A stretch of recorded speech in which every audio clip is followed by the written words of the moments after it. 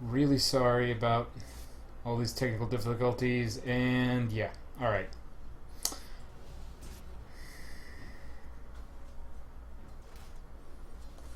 Okay, so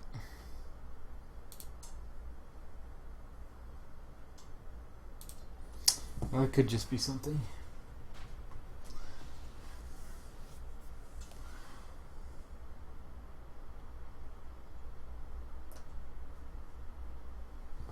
Oops. Okay. Yeah, sorry about that.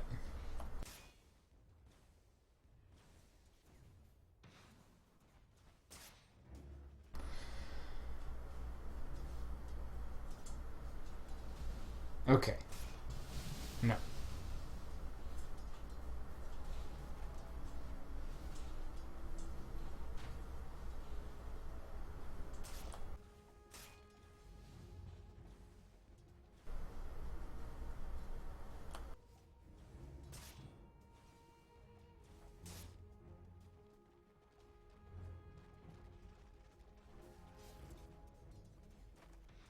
Dire's top tower is under attack.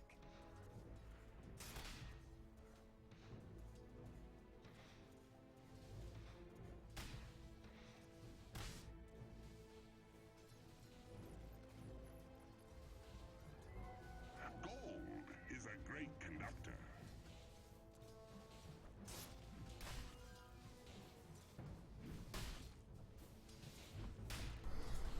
Okay, well, it seems like the stream has stabilized again and I've got it fixed. Finally. Really sorry about that, guys. I should probably mess around more with these settings on my own channel a little bit more before I stream to the guild channel. I've had some problems with free time lately and having enough of it to actually work on the stream setup. Alright, so it looks like we're fine now. Alright. So, Omni Knight is a support hero who can also be used as a carry. He's one of my least favorite characters to play as, just because he's so focused on keeping other players alive and not very focused on killing stuff. As a play style, I like to fight a lot, and I like to set up plays a lot, and I like to, be a part of the action a little more. Whereas this guy, he's kind of not really a passive support, but he's really focused on keeping people alive and babysitting, as opposed to he's the kind of hero in Dota who keeps the other characters alive so that he can be carried later in the game. Whereas I like to be the guy setting up plays for those people, but I also like to take part in the play a little bit. I guess he is kind of passive in the role that I play him. Like I'm not skilled enough with his nukes and his spells to play him as a carry hero, so I kind of don't bother with that. And I think maybe that playstyle would be more fun, but it would take too long to learn.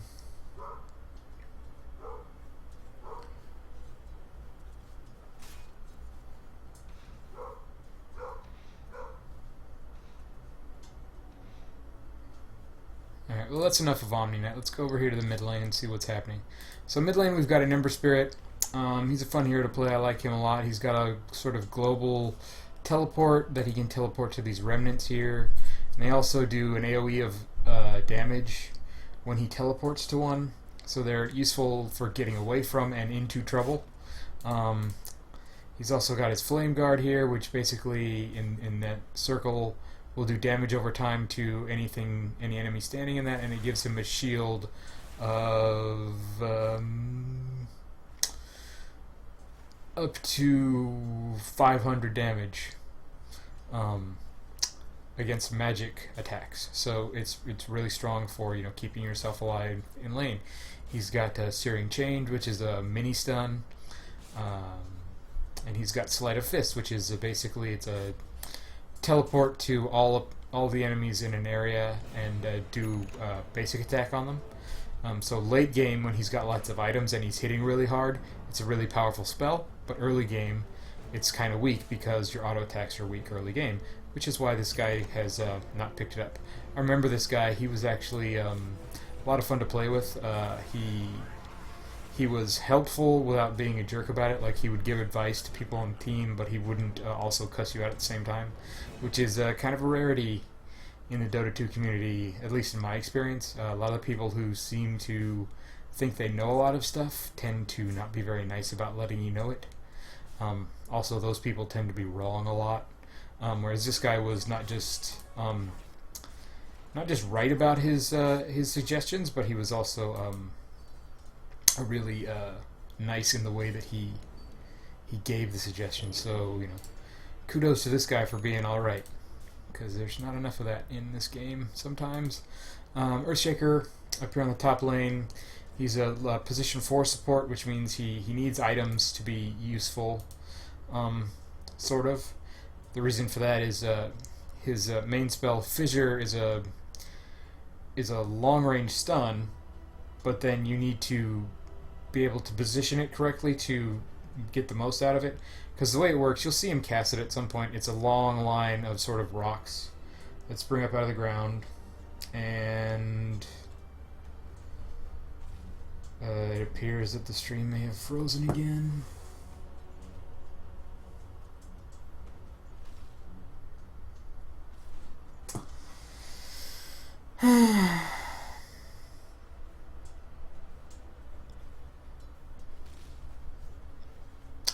One second.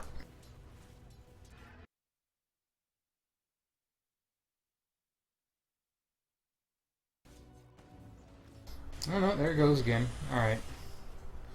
I'm not 100% sure what's happening tonight. Like, it's been really weird, the technical stuff. Anyway, so Earthshaker. Yeah, the thing about Fissure is if you don't block the enemy correctly with it, because it makes an impassable terrain feature that people can't get around. So if you don't actually block... See, it's a lot like the spell that just got cast here. See, there it is. So, sort of the mistake that he made there was this Fissure should have been on the other side of the Jakiro. Because if he had gotten... If Jakiro was trapped there instead of over there, he and Earthshaker and Terrorblade could have totally killed him. He would have been isolated from his team, and they would have just completely taken him out. But in this case, the Fissure pushed him to this side, and he got away. And the thing about that is, if you have a Blink Dagger, which is an expensive item, it's a 12... No, not 12, it's 2200 gold item. I think it's 2250 now. But it lets you short-range teleport from one point to another on the map, which allows you to... So what he could have done is he could have teleported to right in front of where the Jakir was going, and then fissured in this direction, so that it's a little bit more guaranteed that he's trapped. Also, his ultimate ability here, Echo Slam, is an instant cast ability, which means that it's sort of tailor-made for a blink into it. Like, you blink and then you use the Echo Slam because it's fired off before anybody can react. So yeah, Blink Dagger is absolutely core on Earthshaker, and the thing of it is, like, until he gets it, he's actually a pretty weak hero. Like, he's strong up until like the first 5 minutes are over, but at this point, at 9 minutes in, he's a little bit weak because he just has this one spell that's really useful, and if he misses with it, it causes problems. Terrorblade, he's an illusion hero. He can make copies of himself that do less damage. See, there, he did it just then. Or wait, no. He made a copy of Jakiro there, which is actually another really useful ability. He's a melee hero who can transform into a ranged hero. So basically he can transform into a ranged hero who does a lot of damage, and then make copies of himself that also do a lot of damage. So he is really useful for doing things like pushing down towers and killing buildings, which in this particular patch of Dota 2, buildings are worth more money than they used to be, and also it's not so much important that you get a lot of kills to get a lot of money. Like, you can get away with killing buildings and being nearby when fights happen. So he's actually really strong in this patch. Not quite as strong as he was last patch, because that was even more about getting kills, or more about pushing down buildings, but he's still really strong. You can see now, yeah, he's just leaving his illusion to hit the tower while he runs back to go farm the jungle. What's happening here? Me trying to farm, kind of not doing the best at it.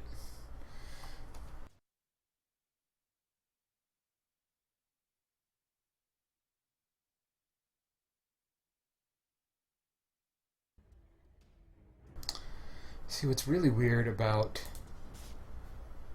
all these drop frames that I'm seeing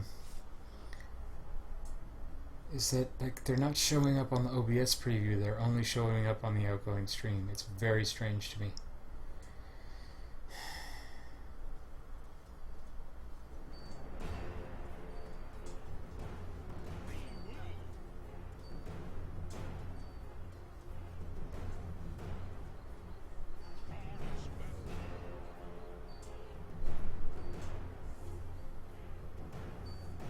Oh, hi Sean, how's it going?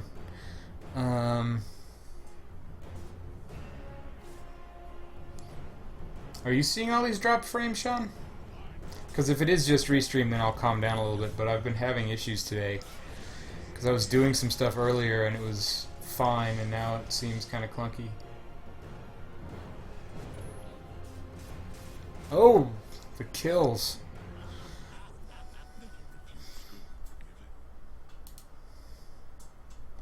See, that was a not great fight. Well, it was a trade for us. I think I died earlier down on the bottom lane. Yeah, I was just out of position and they have a techie, so I got killed.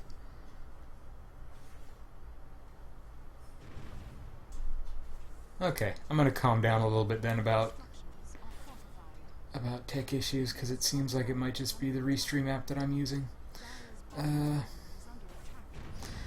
So anyway, like I said, they have a techie, so let me find him for you. He's a little jerk. This guy.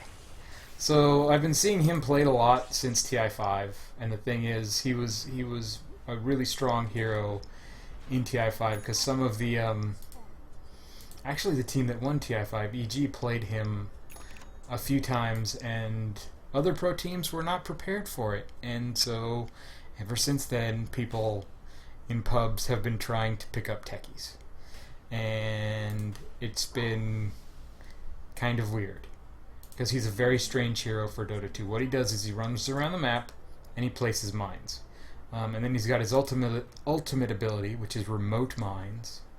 So those are, he throws them down, and then he can detonate them at will. Oh, see, there they go. That's a lot of damage, and that was just 2 mines.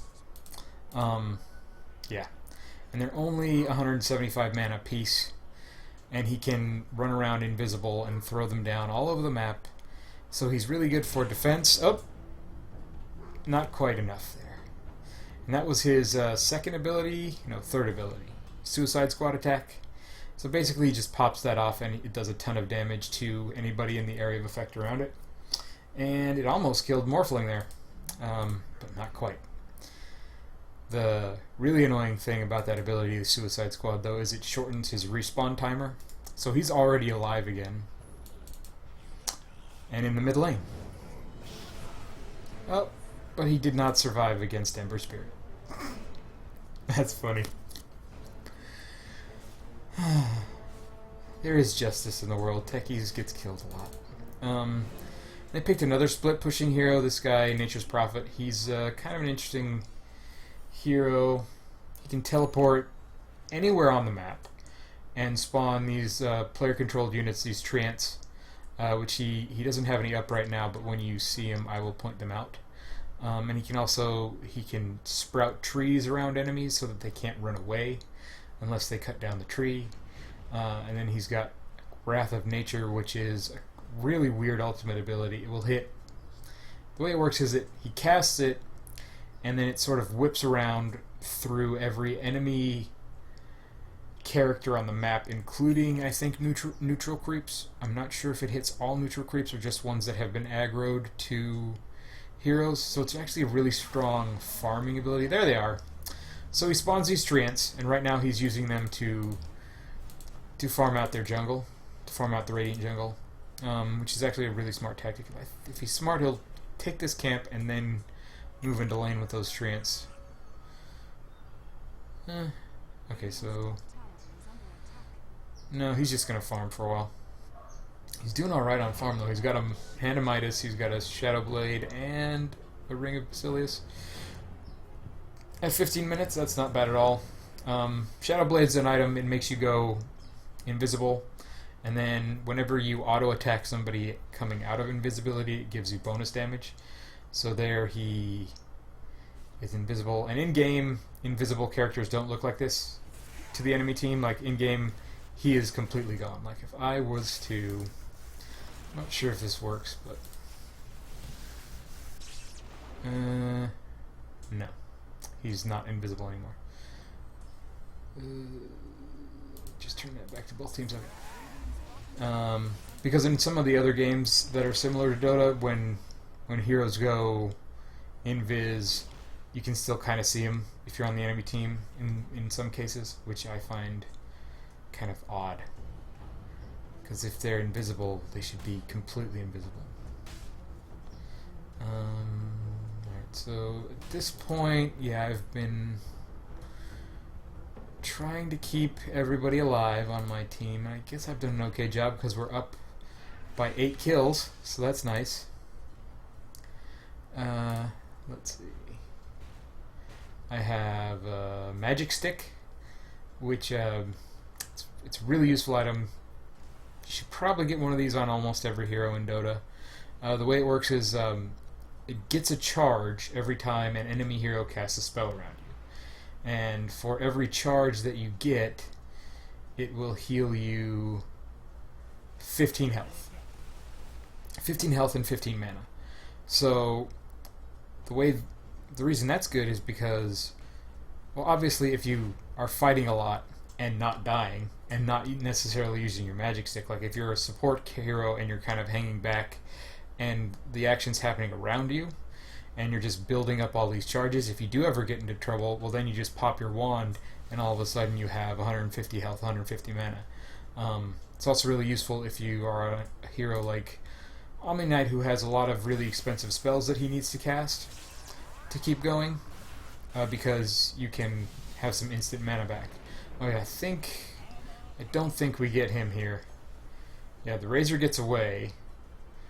This Morphling was really divey. Like, he likes to dive, and he ends up getting kind of caught out a lot because, yeah, Jakiro here wrapped around behind us, so we have no escape anymore. And in comes Juggernaut. Yeah. I tried to keep him alive, but I think at this point, yeah, I'm completely out of mana. The only spell I had left was Repel, which, the spell, it makes you immune to magic attacks, and they had already cast all of their spells. So if I'd, even if I'd cast it on Morphling there, he still would have died. So I just saved my mana and ran back to base, and tried to just not die. That's the thing you want to do as a support hero in Dota, is just not die. Because every time you die, it gives the enemy lots of golden experience, and it just makes it harder to ultimately win the game. Alright, so it looks like Earthshaker has been stacking camps. Oh no! Ember Spirit is stacking his own camp here. That's actually... oh, this guy's really good. That is a sign that he has been playing Dota for quite some time. So what he just did is a technique called creep stacking. The way these jungle camps work is every minute of the game, the way the mechanic works is every minute of the game checks a box like about this big around the creep camp to see if there's anything in it. And if there's nothing there, it respawns creeps in this camp. So what you can do is at every 53 seconds of the game, if you attack these creeps and get them to chase you outside of this box, well, then there's going to be 2 sets of creeps in the camp. And Ember Spirit had apparently done that one time before because there was already 2 sets of creeps in this camp. and then the timing of him running past it was just perfect, so he just smacked a creep, ran away, they all followed him, they were all outside of this box when the minute clicked over, and boom, there was 3 sets of creeps in that camp, so that he was able to farm 3 times the golden experience from one camp in roughly the same amount of time, because he's got let's see, what was it again? It's a Sleight of Fist. That spell right there lets him farm creep camps really fast because now he's got a Battle Fury. A lot of these sort of combos and synergies are sort of second nature at this point, because these heroes, oh god, ugh. So that's what you call a smoke gank. Well, no, it wasn't a smoke gank, it was just a regular gank. So these 3 heroes just grouped up and saw that Jakiro was completely out of position and just ganged up on him and killed him before the rest of his team could be anywhere near close enough to help him out. It's a common technique in these games. On a side note, you can actually do that a lot earlier in some other games. Like, I've been playing Heroes of the Storm a little bit more lately, and the thing about ganking in Dota is you usually want to wait until about the at least 10-minute mark before you do that. You want to have your spells leveled up a little bit, but in Heroes of the Storm you can just sort of level 1 gank, so it makes it a little bit more interesting super early game where you can actually get away with having all 5 heroes go down to 1 lane and try and sneak a kill super early. That's actually an effective strategy, but if you tried that, oh, see, there's me putting down a ward, so now we can see all of these. That's the thing about techies, is he's countered by wards pretty hard, especially sentries, which is this ward here. Oh, fight's happening. Oof. So who was that? That was Morphling again. Yeah, like I said, that Morphling got caught out of position a lot this game. I'm not sure if he completely understood that he wasn't getting that much armor from his morph, because he was... sorry. I should keep my eye on the fight. Alright, so Jakiro is diving, chasing after me. Yep. So that was a case of one of the enemy team diving, just chasing too far. Oh man, this Ember Spirit is a beast. Look at this. So that's a godlike streak. I think that's 5 kills without dying. Might even be 6 kills without dying. Yeah, this guy totally carried our team, and he was really nice about doing it, so I'm actually really happy that I got teamed up with that guy. So what was I saying about techies? Oh yeah. It looks like they killed our ward. We'd put a ward down here. I think it was placed too close to this tower. And actually I think that was not me that put it down this time. Might have been somebody else. Yeah. Oh no, that was a green ward, so it was their ward? I don't know anymore. But yeah, techies gets countered kind of hard if you buy enough sentry wards, which are... oh, the ward is gone. Let me see if I can find one on the map here. There are currently none up. Well, it looks like this ward, but it's blue. It'll have a blue eyeball on it instead of a yellow one. And what it lets you do is in the area around it, it'll let you see enemy units and structures that are invisible. So if we had one here, we would have seen that there were these 5 remote mines there. And Morphling maybe would have known not to stand right on top of them and get blown up by them. Yeah, but now they're all gone, so it's safe here. And we've just killed 2 heroes thanks to Ember Spirit. So now we're going to end up pushing down this tower, and it's going to be fun. I think at this point he asked me to keep Repel on him pretty much constantly. Oh yeah, so he's got 2 Battle Furies and a Chrysalis. Oh, so now come the remote mines. I think we kept going here. Maybe.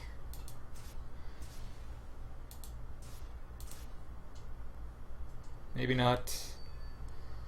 I'm not 100% sure.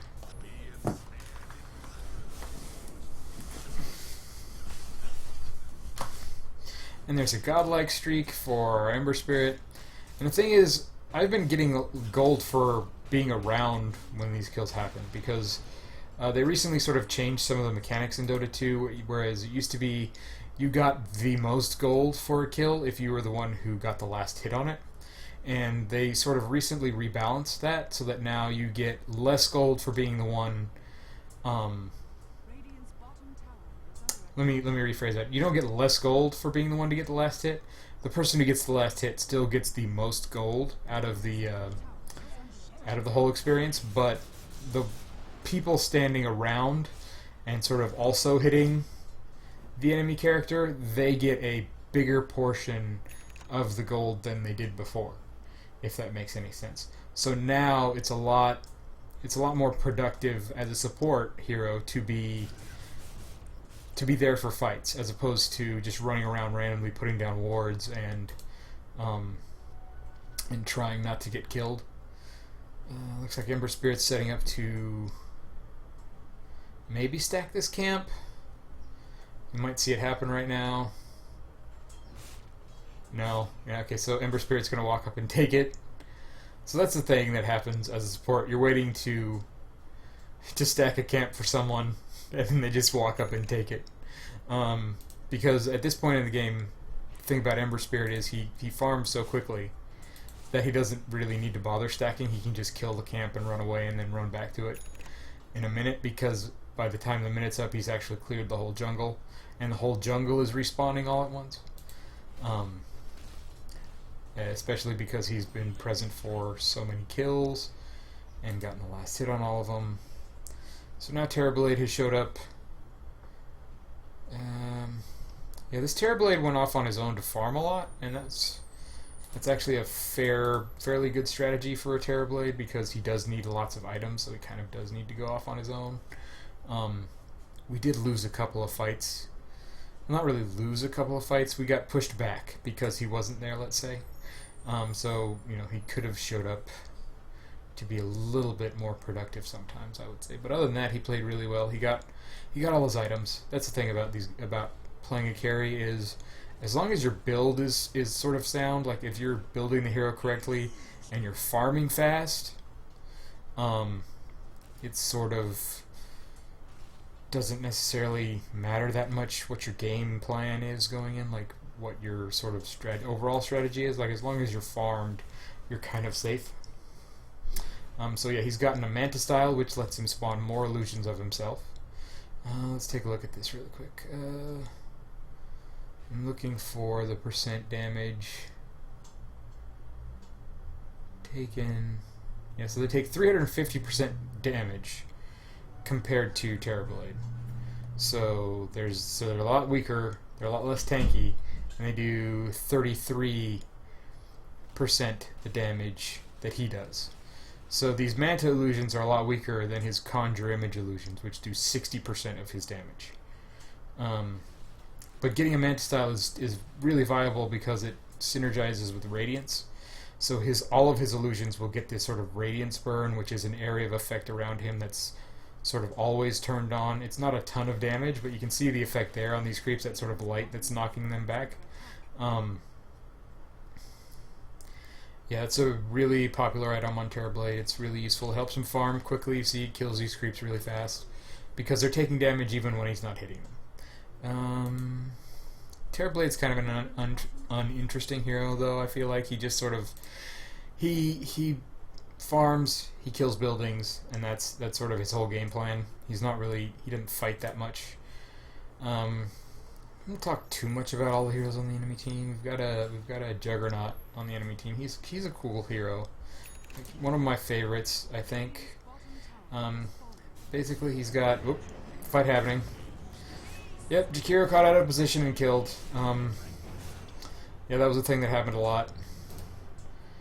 At some point, this guy got a Divine Rapier. No, he doesn't have it yet. So he's got a Daedalus and 2 Battle Furies. So I talked about Sleight of Fist a little bit earlier. The way it works is he teleports to every enemy character in its area of effect, and he does an auto attack on it.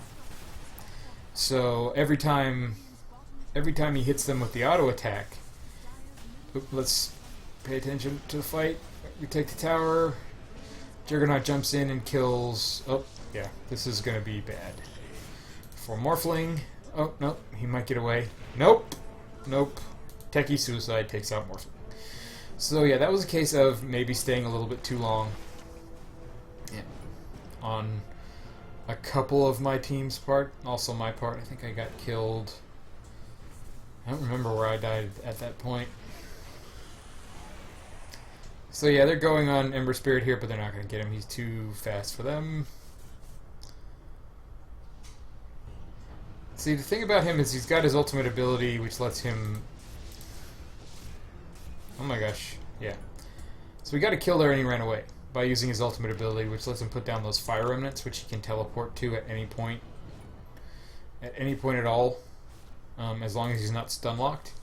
So you see, it's a really useful mobility spell, but it also does a lot of damage in an area effect around the remnants, so he can cast it forward if he's chasing someone and teleport to it, so it puts him right next to the person he wants to be attacking, and also does a bunch of damage to him. So it's a really useful spell. See, I just ran by and heal him, and now he can turn right around and go back into fighting. He's got 2 Battle Fury, so let me finish the thought that I was trying to make, or the point that I was trying to make about Battle Fury on Ember Spirit. So every time he teleports doing Sleight of Fist to attack an enemy, these 2 Battle Furies will proc, and the way that those work is they send out a cleave attack, which basically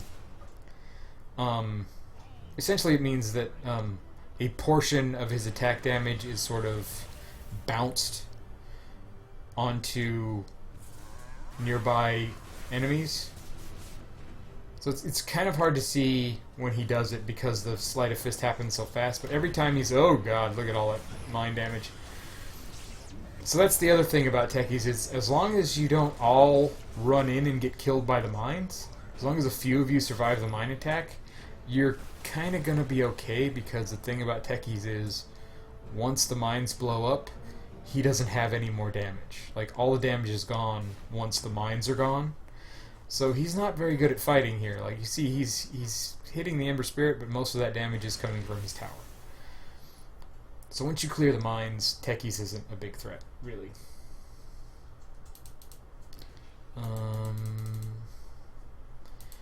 Let's see, what other items does he have? Well, he's got a bottle, which doesn't have any charges. It's basically, it's a regen item. It lets you regenerate a lot of hit points and mana over time relatively fast, but it requires charges that you can either fill up at your fountain or by picking up runes.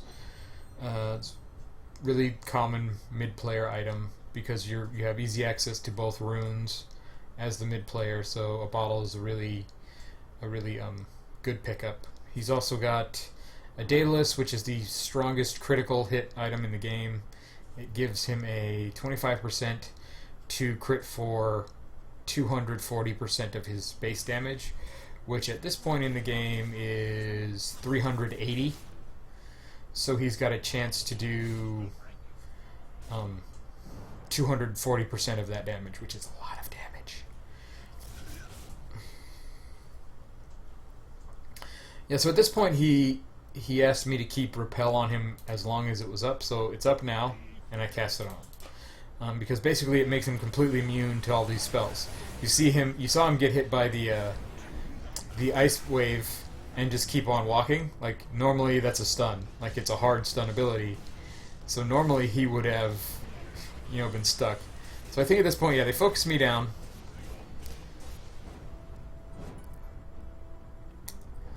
Which was actually really smart because I was helping to keep, our main damage dealer alive there. Oh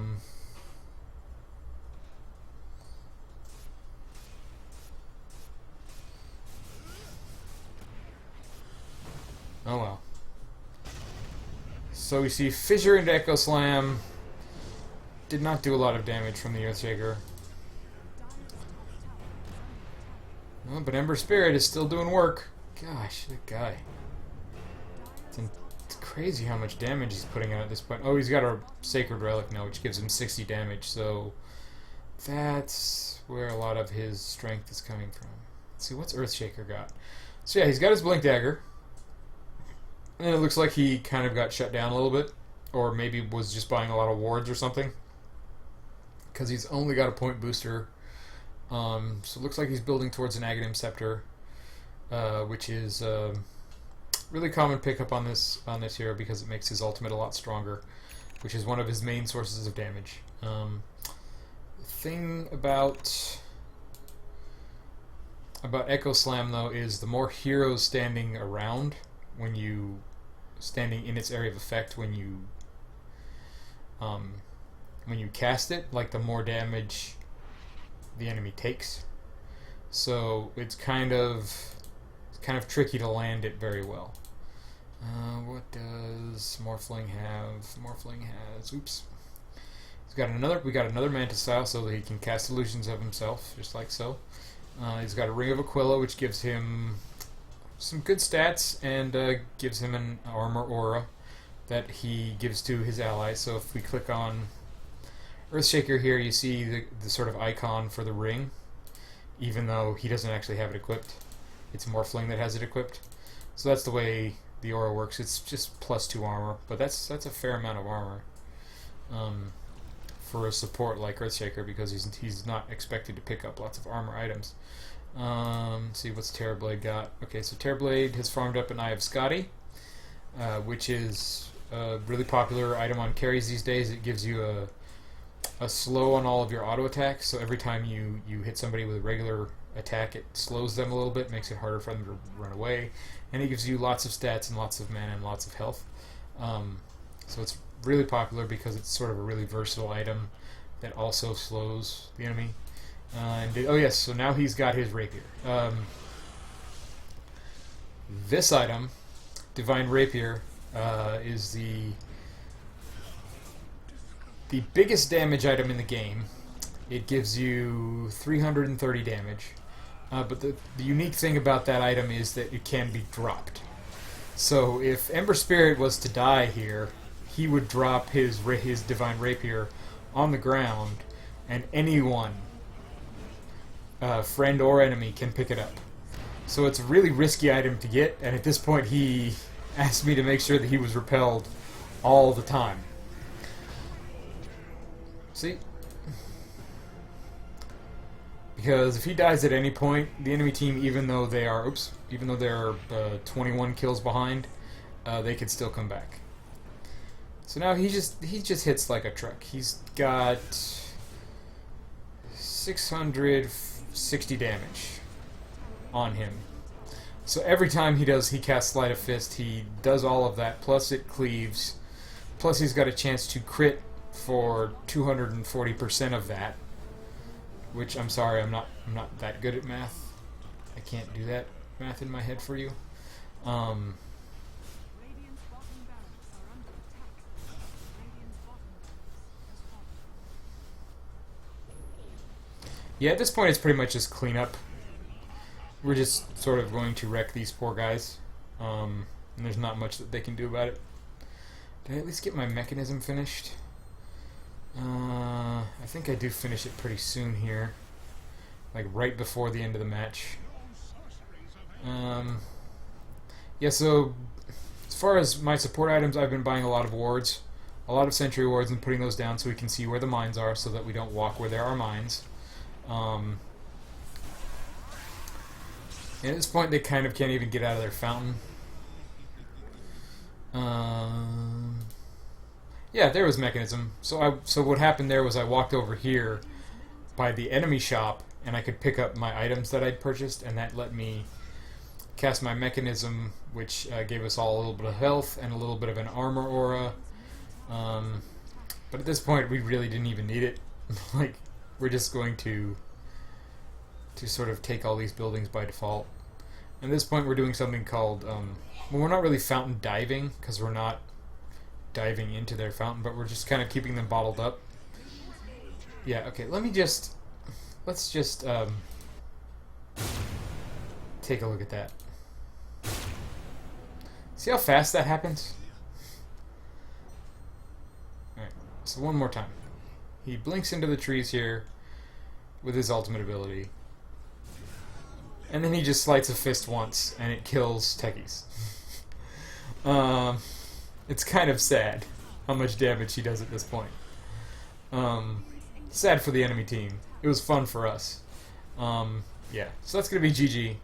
I kind of just ran around and put down wards all game this game. And it worked out for us because they had attackies. Oh my gosh. There we go. And that's game. So it's 7:30.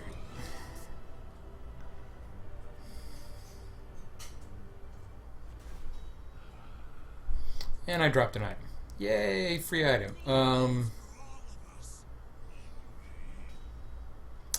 Yeah, so that was